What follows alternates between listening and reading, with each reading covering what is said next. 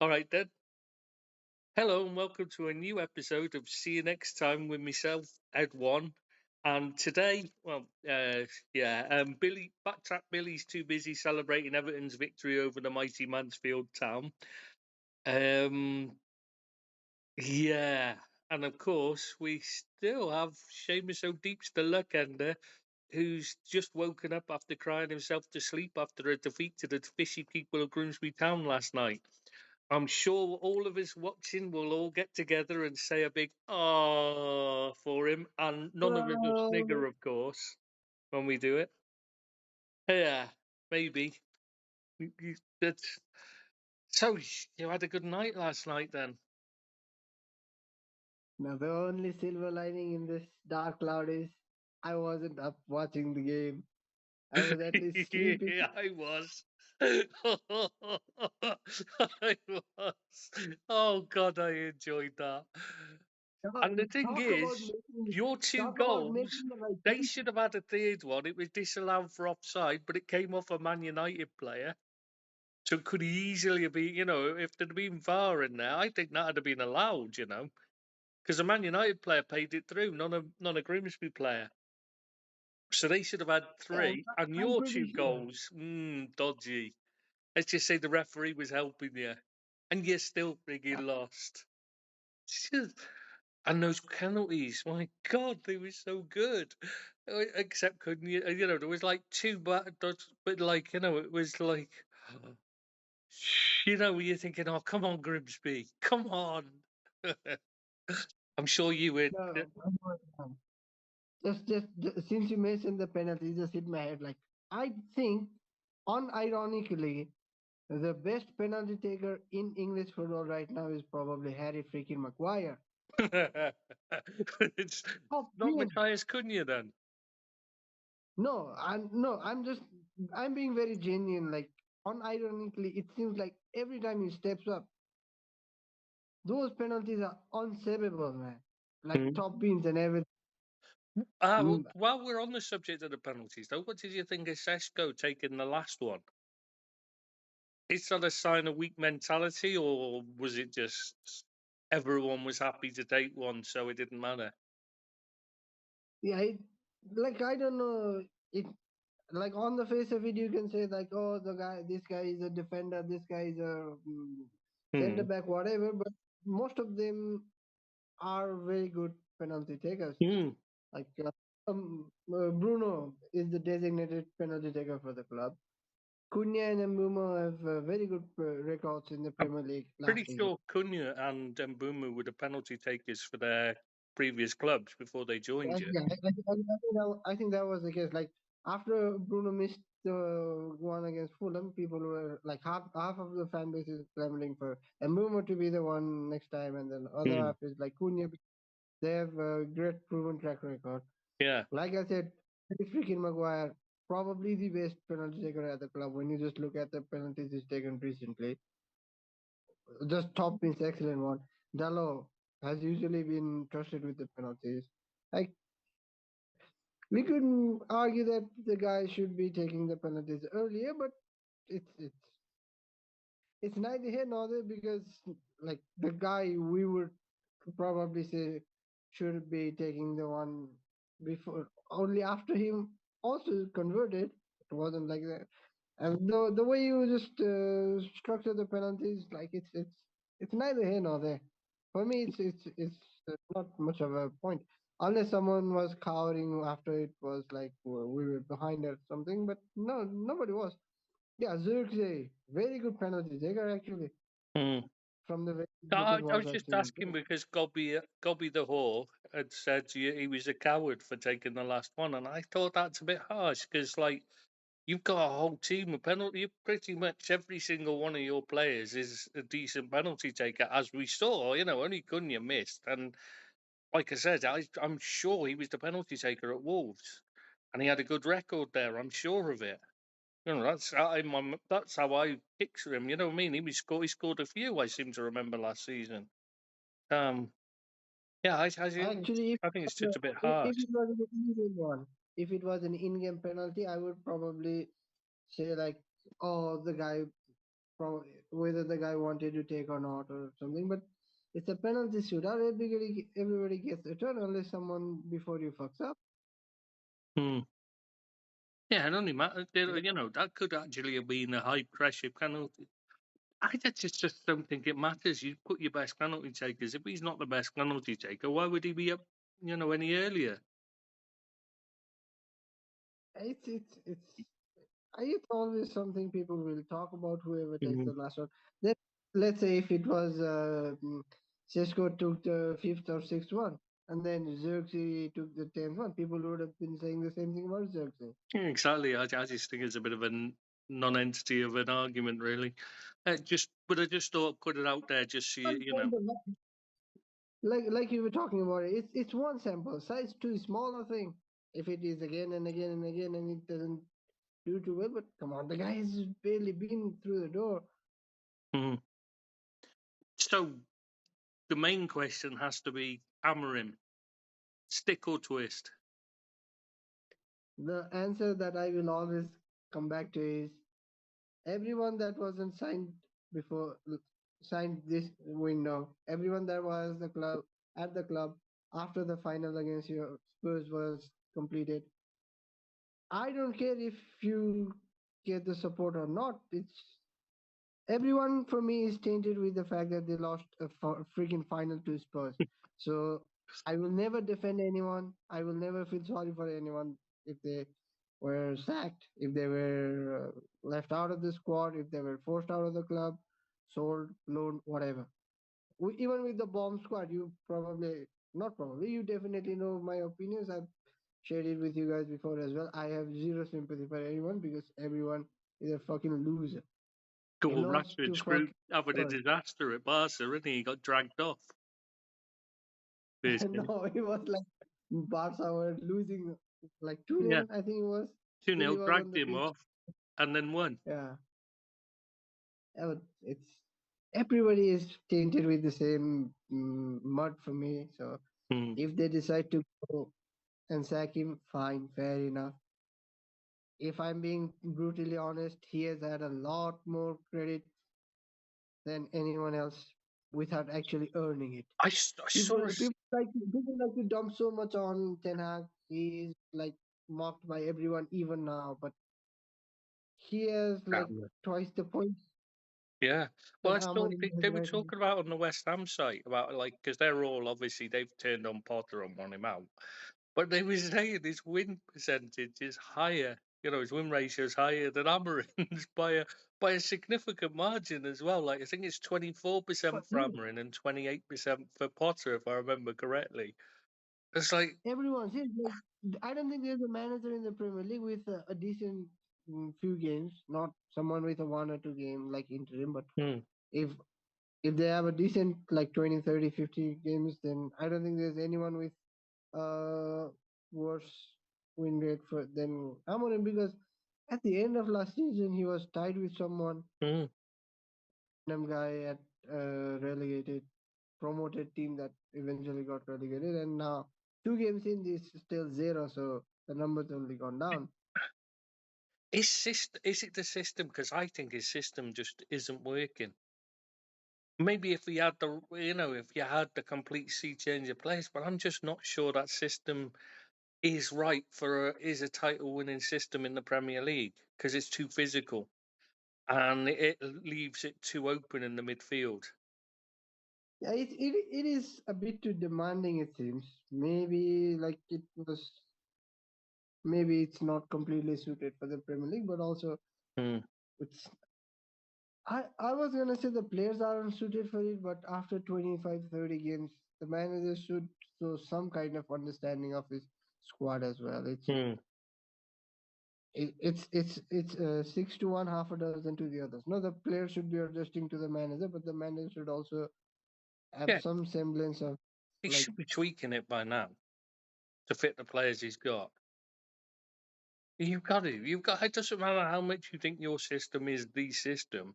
You've got to. You've got to at times say, right, we need to tweak it. I don't have the players available to make it work.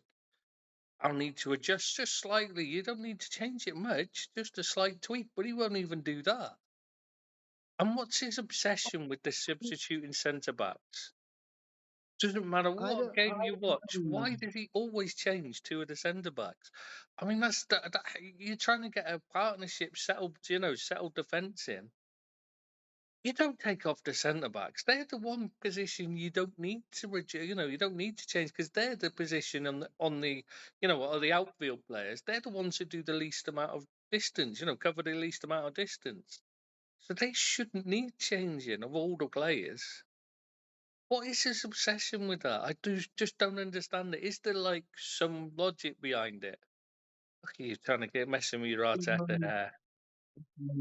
If one day someone gets hold of him and asks that question and then he answers honestly, maybe we will know it then. But now Yeah, it's there's nobody all like asked.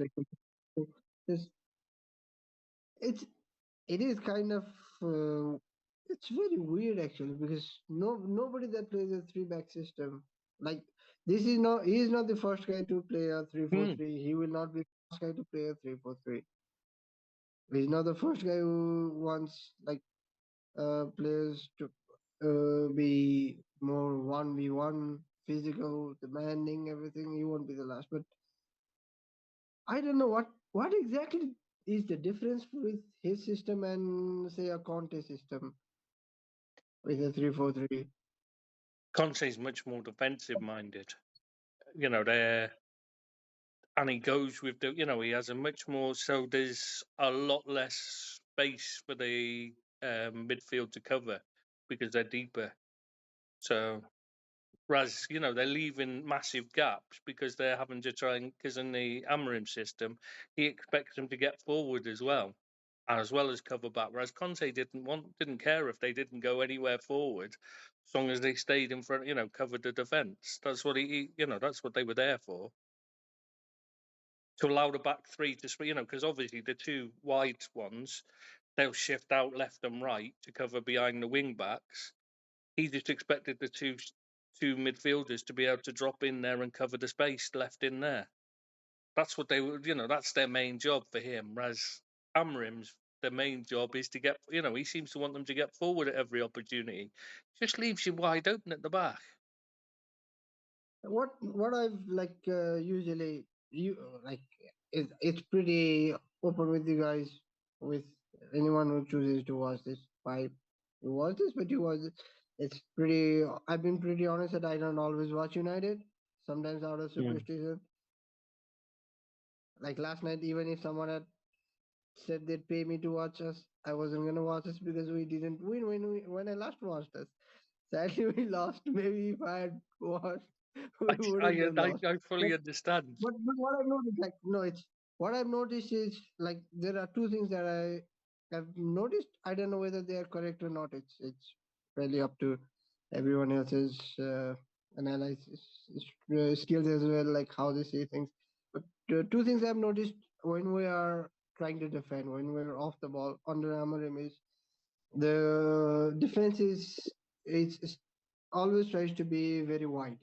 Yes, too wide. That yeah, too wide. It means like there is always a lot of space between the wing back and the full not fullback center back, and then the center backs three are also quite wide apart. And also one thing I've noticed is a lot of the times there's a tendency to have a zonal defensive system instead of a man to man. Like a lot of the times we like when you see in isolation the player is getting a free run, but ultimately that happens because a lot of the times one guy is passing the player on to the other one. Like everybody was on the back of Bruno when Smith Rowe went in, but I don't know the exact players who they were, but Delict, Euro, and Shaw they were firstly squeezing towards the right side, and then after Dorgu cracked back someone else from Fulham, then he passed the player to Shaw. Dorgu started to go a little wider, then there was a space, that space, then someone else was trying to cover at United. Then Bruno was about to pass Smith Rowe to someone else. It was Euro probably, I think. And then Delict realized that there was too much space he was trying to cover, and then this Smith Rowe ran in. Like that is, if that is actually coming from the coaching staff, from the manager, then that is a setup meant to fail in. If not, I don't know if it is gonna fail everywhere, but it is a setup meant to fail in Premier League, because physicality, running, that is the key skills, that is the key differentials that players in the Premier League bring. Mm. They will run and run, and they are by nature more equipped to tackle those tendencies better, to make better use of that tendencies from the clubs, is what I think. Because people always talk about the incidences when the goals go in, but even other times, even when the ball gets cleared and everything, that is something that usually happens. Like the players after a certain zone, the midfielders don't want to track back all the way to the goalpost or to the byline with them. Guy, they try and pass the players on, and it's never gonna work unless you have like elite athletes that have athletic gaps with their counterparts, which is not gonna happen in the Premier League. You can try and use like pace, power, and everything, build a team that will probably beat everyone else just because they are bigger, stronger, faster. But in the Premier League, someone else is just as strong, just as fast, Mm. probably faster and cheaper as well in a lot of the cases. Yeah, you see that with Newcastle. Said they tried with the way they played against Liverpool. They tried, they go in and bully. That's the way they've been playing, and that's why then they're going to struggle this season because they're just trying to be Stoke. And it's yeah, it works to a degree, but just somebody else is more stoked than them, and will beat them when they're doing it. You know what I mean? Or just outstoke them like Because Arsenal. Yeah, everyone knows it's more Stoke. but I mean, it's just you got that's. I'm saying the physicality. There's always someone bigger and stronger. You're right, and I just think Amarin just hasn't got the nous to change it. The difference with Slot, what he did was every single game there was a tweak. He never played. People keep saying he plays the same way. You know what I mean? I've seen people say, but he doesn't. That's the thing. Every single game, there's a slight tweak to the way he's playing it. He sets them out differently, and then he has a look at it over the first half, and he changes it at half time to suit what they're actually doing rather than what he expected them to do. Game, And first game of his career in the Premier League against Ipswich. First half, dog shite. Second half, make a slight changes, win the game, go on to win the league. mm, Slot learned in 45 minutes more about Premier League than Amorim in like 45 odd games for United. yeah, it just really seems odd because he come in with such a big reputation, and yeah, he's I not don't think he's so. doctor. I think is kind of like Pep. Like he wants to prove to people that his way works instead of Mm, saying he works. yeah, and, but I mean, even Pep, he changes his way constantly. No, He when he does first a way, came he in, sets out to play away, and then he change, and then he has a look at, and over the course of a season, he'll change it. Even he tweaks what he does, but he realizes if it's not working, he'll change it. Or if he thinks there's something about it that's not right, he realizes no, actually, this isn't quite right. Even he's started to, he changes what he does. It just I've never seen a manager so completely wedded to it's got to be this way or no way, except maybe Russell Martin at Rangers and Southampton and that, and he's a failure. Southampton. Him and Southampton is the same, like as if, but it just reminded me about Man City and James Trafford. Oh yeah, what a great signing he's been so far. It's nice though because I can't believe it. I've been saying how bad he is, and it's nice for him and then you think I feel really bad now because like he's had a disaster, and I've been saying he's terrible, and like now I feel guilty because I feel like I feel like I'm partly responsible because like he's living up to what I said rather than proving me wrong. But then Yeah, you but remember who he's playing for. like the funniest part of this thing is he wasn't even meant to be a Man City player. They only Mm. signed him because Newcastle tried to get him over the line, dilly dallied, and then Ederson and Ortega both like started to throw the toys out of the pram a little bit, and then It's really strange what's happening at City. replaced, and they're gonna bring in someone else who is again not gonna be suited to Pep's style. God, Donnarumma. I mean, if they go for Donnarumma, I mean that's just bizarre. That I is just don't understand that one. Donnarumma is a De Gea who is a little bit taller and slightly not as good when stopping the sauce. That's it. I'm got to be honest. I do not rate Donnarumma anymore. When he was a kid, he was brilliant. He was a brilliant shot stopper, a bit like De Gea is. You know what I mean? Brilliant shot stopper, but not a lot else. You know what I mean? But now he's not even the best. He's not even particularly good at shot stopping. He has far too many, dodgy moments where he just gives in easy shots. Lets in easy shots and that. I'm not convinced he's that good a keeper. Full stop. Not in shape or form. It just seems like I've got to say the keeper market at the moment. The keepers around. We were talking about it on the Chelsea side because they, obviously they're desperate for a keeper because the Sanchez is awful. And like, how many good keepers is there other than Allison around at the moment? Can you think of another good top class keeper? I cannot think of one. I mean, I was saying the only one I've seen that I can see outside of the Premier League that I think deserves a shot at the Premier League, and even him, I'm not saying about a Chelsea. Michael Cooper at Sheffield United, I think, looks a decent keeper outside the top flight, and there is another one as well, but I can't remember who it is. There's another kid outside the top flight. There's a kid. I can't remember who it is. I have to look it No, up. Raya is already, I'll be honest, Raya is already comes up with good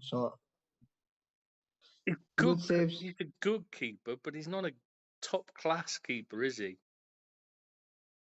He's one of No, those. but He's that level, knowing just below. But he's a solid one. He's not one you.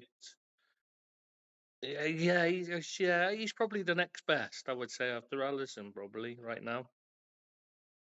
I think with Raya, the fact that he knows there are limitations to his Hmm. abilities, his game, and he plays no because he knows what he can and cannot do means he's become a lot more better. He's become a lot more mature. Yeah, he plays to And his then strengths. yeah, Sales is a solid keeper, Oh but he's yeah, not. Sells. Yeah, good No, shout. he's not. He's not a complete keeper. He's good, Yeah, but yeah, but good he's a shout. That. limited.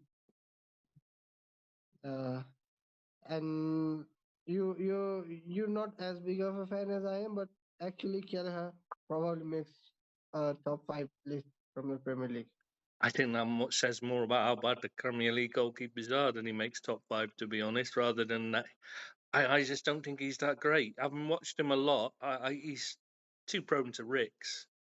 Maybe he'll improve that, when he's playing regularly. But yeah, I'm not that convinced by him. But there are a lot of solid guys, but then again, like Bernd Leno, Dean Henderson, I Mm. think they're solid, but they're Yeah, at yeah. the right level as well. I don't think they're like meant to be playing for Champions League contending teams. So I Mm. don't know. I don't think at the level above. I think maybe if we can improve a bit more, then I see a little bit more chances, a better, brighter future for Bart Verbruggen. But not everyone at 23, 24 kicks on. Some Sure. stagnate, some improve. Like Mm. he looks a decent option from the Premier League. After that, like I've been banging the door for Mike Maignan, but He's I been awful last while, though, not hasn't just injured pretty regularly as well. he? That Yeah. that's And gotta when he's take. played, he just looks like he's still injured. He's playing like he's carrying something as well, which doesn't help. Yeah. It's a shame. He was brilliant for a while. Yeah. Should we talk about the Man, other games? Should we talk about the other games before we? Because obviously we've talked about United. There's not a lot of point talking about it. What other games were in the Premier League at the no, weekend? no, no, no, no, no, no. For United, I can ask you like straightforward. Do you think we should stick a twist? If we twist, whose hand are we gonna held now?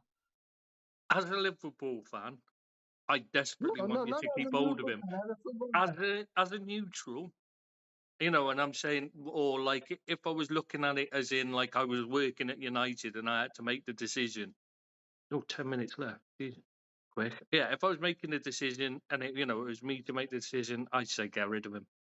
He's not going to change his system, and it just it might work if you completely change the play and stuff, but you're not going to be. It's going to take so long to do it. It's going to be 3-4 years before you can do it. Whereas, a top class manager should be able to turn that around in a season or two. Whereas he's not making you better.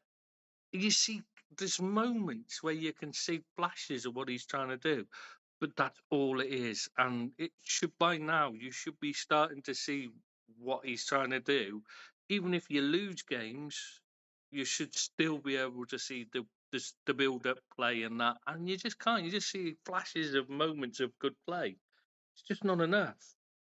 I think he's Like just. like you, like you have said about managers, teams, and everything. Like when you're playing your big rivals, the big teams, you can't judge the manager just based on that because against Liverpool last season, United were up for it, but Mm, United have been very decent against Liverpool even under Ten Hag. Forget yeah, about the 7-0. even in the Everything else they were 80s. Even in the 80s, the Man United always gave us a game, even when they were winning nothing and we were winning everything. It's when you're rivals, it's yeah. different, isn't it? It's a derby. Arsenal first game of the season. How much of that is because Mm, Amorim is trying to establish himself, and how much of that is because it's United versus Arsenal first game of the season, yeah, first back for a lot of these players, debuts and everything for a lot of these guys. When you're playing Fulham, that is the next game. That is where you build up. That is where you try. Like even if you can't get a good 90 minutes, get a good half. Like yeah, go into the halftime up. Let's say you come back, you concede a goal, you look shaky and everything, but at least you see building blocks. That's the thing.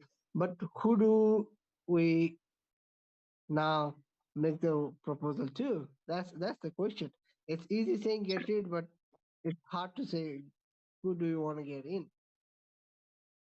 I I see. can only think of one guy, Who's but that? I don't know how Who much would you say? is my bias. Only Glasner all the way.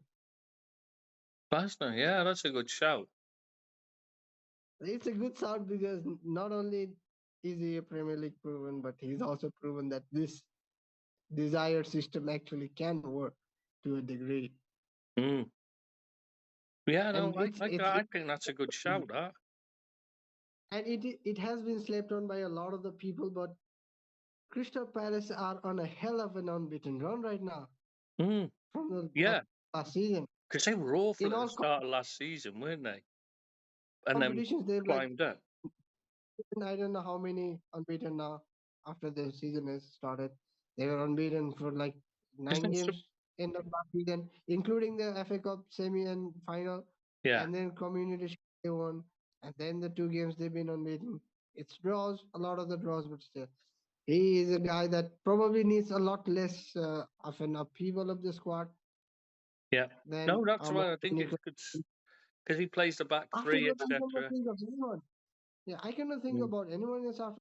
I'm being very honest. Like a I lot think of the other guys, they Frank would have the been good, baggage. but you missed him. But I'm not entirely convinced that Frank can win a Premier League with a Oh club. no, no, no! But I just mean like to suit what you've got at your players. I mean, that it's work with what you've got.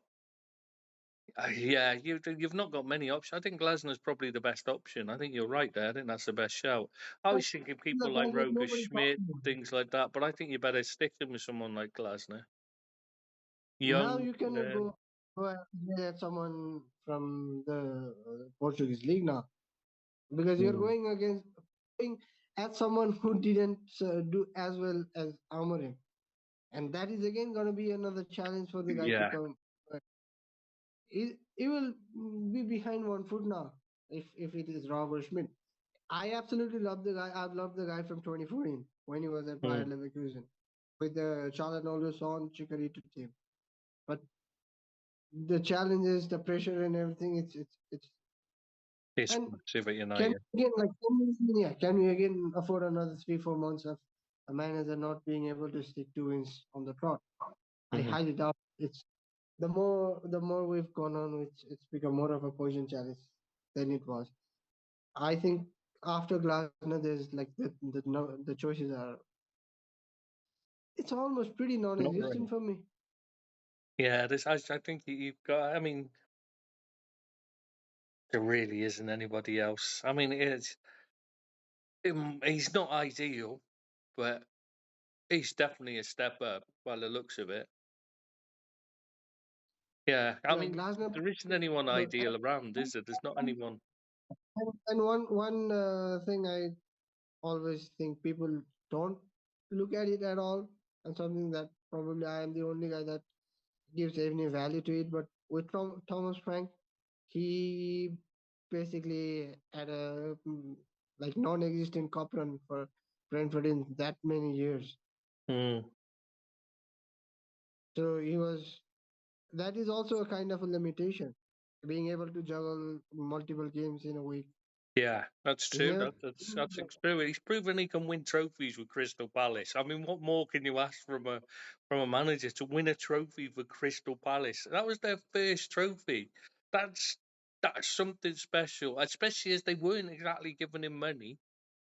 They sold the player most people were claiming were his, was the best player in Elise, and he didn't exactly go out and splash the cash to replace him. So and they're still not doing it again this year. They've not gone out and flashed loads of money about. If I am Glasner, I'm handing in my resignation September 2nd. I'm not, Mm. and it is not that I want him to be the guy United look at should Amorim be sacked or anything. He's being handicapped again and again and again despite doing a commendable job. Mm. It's a meme that the Palace finish 12th every season, but every season another good performing player gets taken out of the team and replaced with a relegated guy. That's not recipe for success. No, yeah, I Like, think, and he's performed a miracle to get into the cup final and win it. yeah, yeah, this is what I told you when I was watching the game as well. Crystal Palace have 5 players good enough for Premier League, 5 players who would struggle to get into a relegation fighting team in the Premier League, and one Adam Wharton. That's it. Mm. No, yeah, And that is yeah, that is what you're gonna try and like play in the Europa Conference League with. It's not a great tournament or anything, but it's another eight, at least minimum 8 games if we get into the mm. group stages. And they should carry on because, like, it's the level of competition there is appallingly bad. Right, that's what. But you have to have some kind of decent tools. Mm. So if you can if you get And a it tune looks out like of they'll that, lose Guaye as well after their yeah, they've lost every game. almost. Even if he's, he's only got to stay one more season and he's gone at the most, and they're not going to replace him with this. They. I don't understand how they've got no money. They just won the FA Cup. They should have a stack of money there. Yeah, well, since we're talking about money, let's hope United can find enough money to get rid of Amorim and then get in someone who is decent enough. And with with a promise that I will try and come up with a decent solution for United. This is, I think, all I can do for you guys today. So see you next time. Hopefully, with a happier, same as for you guys No, to no, look at. let's hope. No, we don't want you happier. This is good. This is great. This is how you should be. You should be miserable because United should always be shite just so we can laugh at you. Now, if you laugh too much, I may not be able to see you next time. So bye bye. Yeah. Yeah, see you next time. Hopefully you won't be in hiding. Yeah, because we were worried that might happen tonight. So take care, everyone. See you next time. Premier League. He didn't say anything about League Two oppositions. That's true, and you've proven you can't beat League Two opposition, so we know how that works. No, it is quite funny, but I was like looking at the record, and we've actually never beaten Grimsby away in like 100+ years. Yeah, but how many times have you played them? It was like 4 or 5 times. So it's not a lot then. Maybe. It's not a big, it's Yeah, not a big no, but sample size to make excuses from. I'm not making excuses. It's just that Of course you aren't. No, of this course you improves. aren't. No, you're not. Of course, no. Right, I No, think we no, should we've just not. start No, this, no, though. I think because we've not started. Hang on, we've not started this to be like. It's not excuses. It's like very weird that no matter whatever the time frame in the last 100 odd years, I don't think United and Grimsby have ever been in the same league. So no, I don't think so either. so it is quite weird that we've always come up short against them. Yeah, but sometimes it just happens like that. When you don't play a lot, you can get anomalies like that easily. It's when you play them a lot and it happens is when you have to worry. I know, I know it's gonna be like all about Amorim and everything, but what the fuck is Andre Onana, man? I didn't watch the game. I just watched the two He goals. had his hand to at least 3 of the penalties, maybe even 4 or 5, and they all No, went through him. yeah, I checked. Like I I've saw forgotten. I portioning here. watched it, More but than I five, can't remember how many. five. 5 was 5. I thought it was, but I was, when you're thinking maybe you're exaggerating it in your head to make him look worse. If you get to your hand to them, you've got to save them. They weren't. They were all savable. The ones he got his hands to, he should have saved every single one of them, as well as the goals. Yeah, even the goals, like we shouldn't have. Anyway, I think it should, looked like it was a deserved loss, but should we so start? Because many. it seems like none of the others are going to come So, on, so we can. They can always join in anyway, can't they? Stick a have you sent the link to the group as well? Yeah, I sent it to Super Draft as well. The whatever it is, the WhatsApp group. Yeah, it is called Super Draft, or a concept that lasted about a week. Yeah, yeah. What was that? I can't even remember why we did that. Why we called it that. Anyway, yeah. So I've sent it to the group. I've put it on the widget as well. The link. If any of them are about, I've recorded all this as well, by the way, so I can put you squirming. I'll put it on the end of the podcast. I think cut it, put it to the end, maybe. Anyway, should we start? Yeah. Yeah. You can start. I'll turn off my video. You do the intro, then I then Yeah. only should I jump. You do the outro.